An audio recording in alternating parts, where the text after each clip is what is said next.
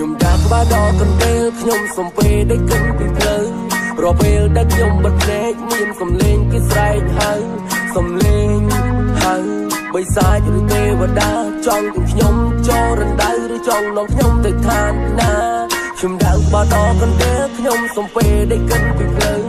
រពេលដែលខ្ញុំបិទភ្នែកមានសំឡេងគេស្រែកហៅសំឡេងហៅបិសាចឬទេវតាចង់ទាំងខ្ញុំចូលរណ្ដៅឬចង់នាំខ្ញុំទៅឋានណាដាច់សេវាដាច់បោកខ្ញុំមើលលើក្រោមមើលមុខមើលក្រោយមិនច្បាស់អំពីជំនួយតែព្រះជួយឬខ្មោចឲ្យជីវិតគឺជាចម្បាំងអ្នកត្រូវតែខ្លាំងមិនអាចខ្សោយស៊ូលំបាកឥឡូវសិននៅចាំសំណុកនៅពេលក្រោយកុំទៅវាសនាតវ៉ាចង់យកអី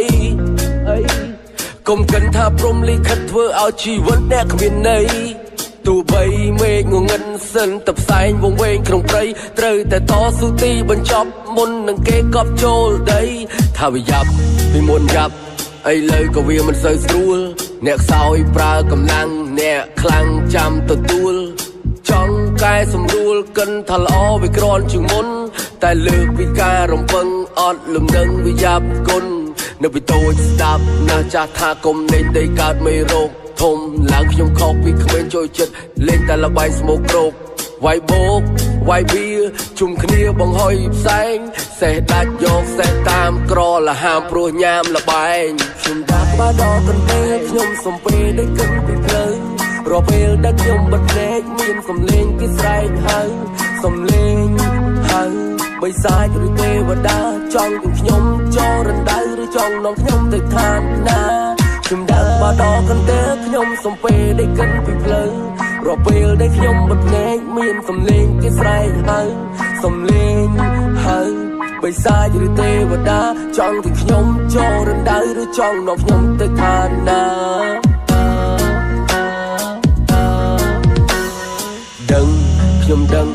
ខ្ញុំដឹងថាខ្លួនខ្ញុំខុសខ្ញុំព្រមទទួលនៅកំហុសតែខុសនៅតែខុសធ្វើអ្វីក៏មិនកើតសំតែគេជេរហេអាអត់កណាមានណាដែលកើតមកចេះទៅរៀនស្វែងរកចំណេះ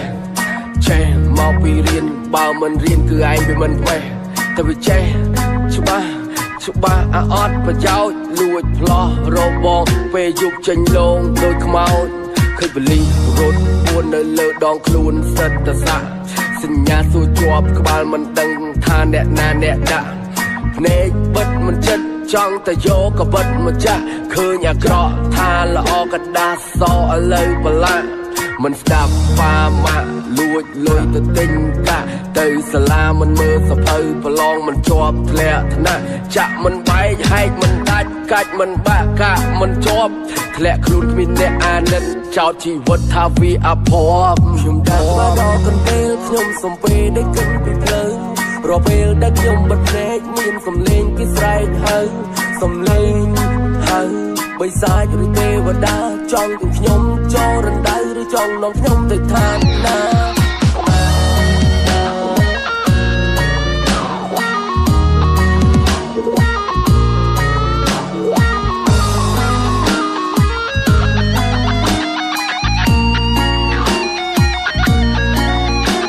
ខ្ញុំដាក់ក្បាលដល់កន្ទេលខ្ញុំសំពេได้កិនពីភ្លើងរពេលដែលខ្ញុំបិទភ្នែកមានសំឡេងគេស្រែកហៅសំឡេងហៅបិសាចឬទេវតាចង់ទាំងខ្ញុំចូលរណ្ដៅឬចង់នាំខ្ញុំទៅឋានណា